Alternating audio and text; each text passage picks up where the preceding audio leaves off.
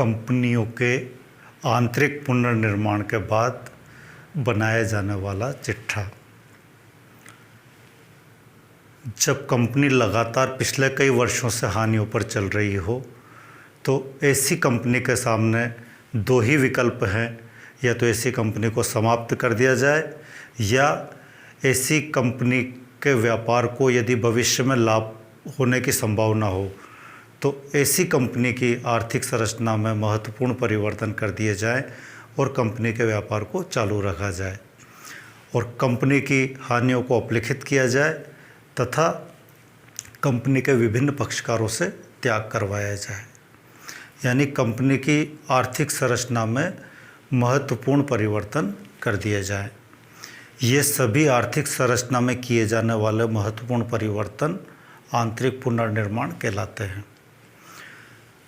इन आंतरिक पुनर्निर्माण में किए गए परिवर्तनों के फलस्वरूप जो चिट्ठा होगा, उस चिट्ठे में इन परिवर्तनों का ध्यान रखते हुए चिट्ठे की सभी मदों को परिवर्तित मूल्यों पर दिखाया जाएगा।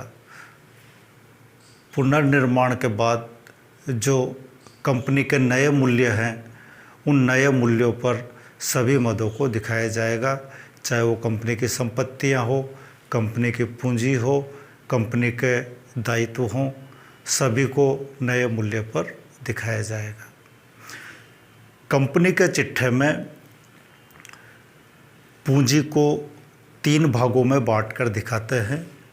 सबसे पहले अधिकृत अंश पूंजी, ऑथोराइज्ड शेयर कैपिटल।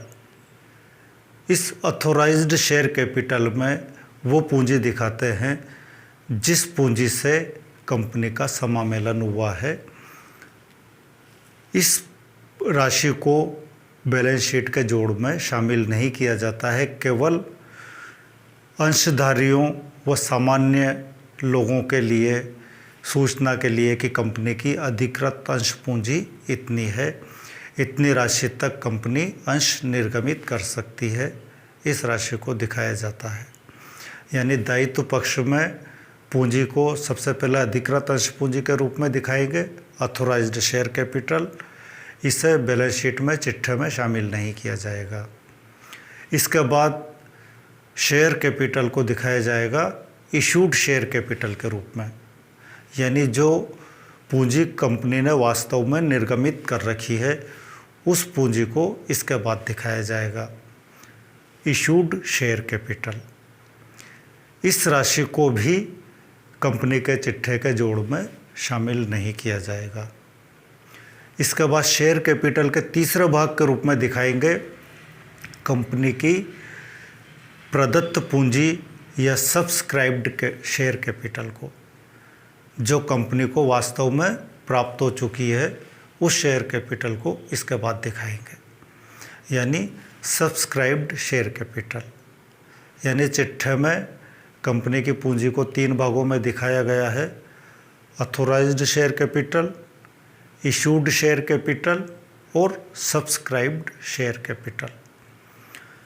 ऑथोराइज्ड और इशूड शेयर कैपिटल को चिट्ठे के जोड़ में शामिल नहीं किया जाएगा, सब्सक्राइब्ड शेयर कैपिटल को ही चिट्ठे के जोड़ में शामिल किया जाएगा।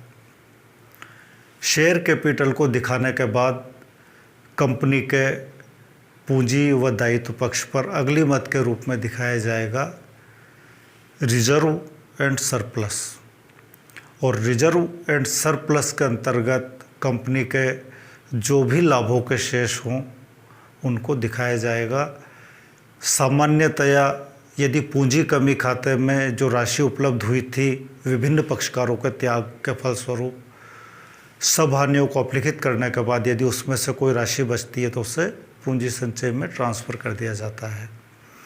इसके अलावा सिक्योरिटी प्रीमियम का अगर कोई शेष कंपनी के पास पहले से हो तो उस सिक्योरिटी प्रीमियम के शेष को भी रिजर्व एंड सरप्लस हेडिंग में दिखाया जाएगा। यानी रिजर्व एंड सरप्लस हेडिंग में कैपिटल रिजर्व और सिक्योरिटी प्रीमियम को दिखाया जाएगा। अगर अन्य कोई शेष कंपनी के पास बाद में उत्पन्न होते हैं लाभ के, तो उन्हें भी रिजर्व एंड सरप्लस में दिखाया जाएगा।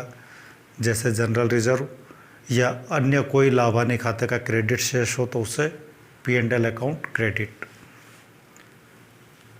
शेयर कैपिटल सबसे पहले, उसके बाद रिजर्व एंड सरप्लस शीर्षक में कंपनी के लाभों और संचयों को दिखाएंगे और उसके बाद कंपनी के सुरक्षित ऋणों को दिखाएंगे। सबसे पहले उन सुरक्षित ऋणों को दिखाएंगे जिनके पास कंपनी की कोई संपत्ति गिरवी रखी हुई हो, इनको सिक्योर्ड लोन हेडिंग के अंतर्गत दिखाएंगे। इसके बाद डिबेंचर्स को कंपनी की सभी संपत्तियों पर चल प्रभार उपलब्ध होता है, यानी कंपनी समाप्त होगी तो अन्य असुरक्षित लेनदारों को पहले ऋण पत्रधारियों को भुगतान करना होता है।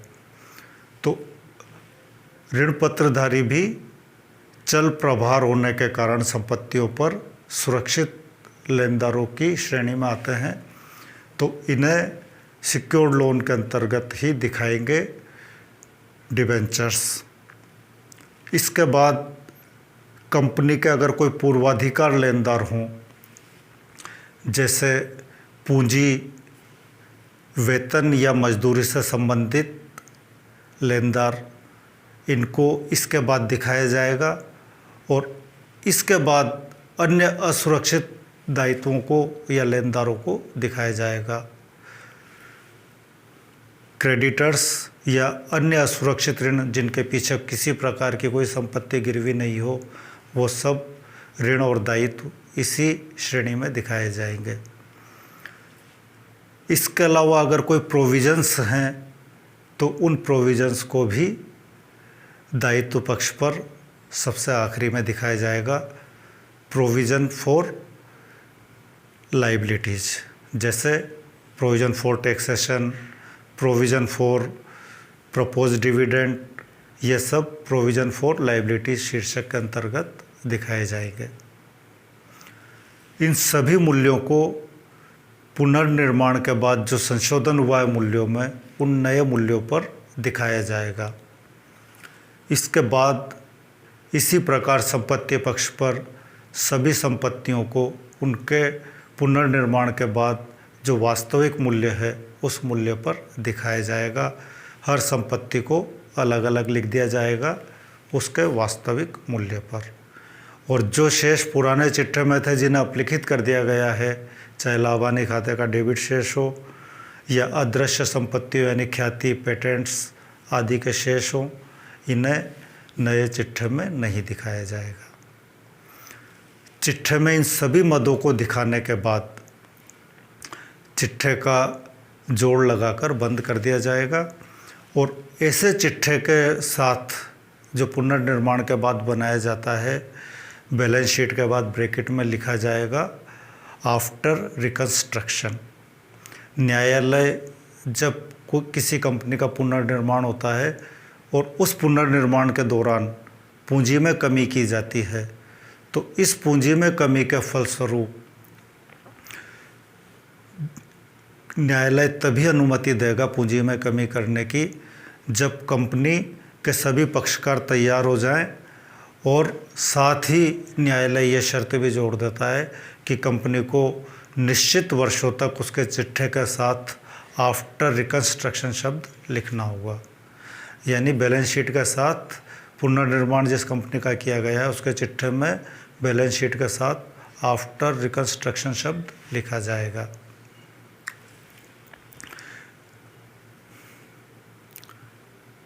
इसके अलावा चिट्ठे में जो संपत्तियां हैं उनका भी एक निश्चित क्रम है। जिस प्रकार दायित्वों को सबसे पहले शेयर कैपिटल को लिखा, फिर उसके बाद रिजर्व एंड सरप्लस को लिखा, उसके बाद सुरक्षित ऋणों को लिखा, फिर पूर्वाधिकार लेनदारों को लिखा, फिर असुरक्षित लेनदारों को लिखा और उसके बाद प्रोविजंस फॉर लाइबिलिटीज़ को लिखा।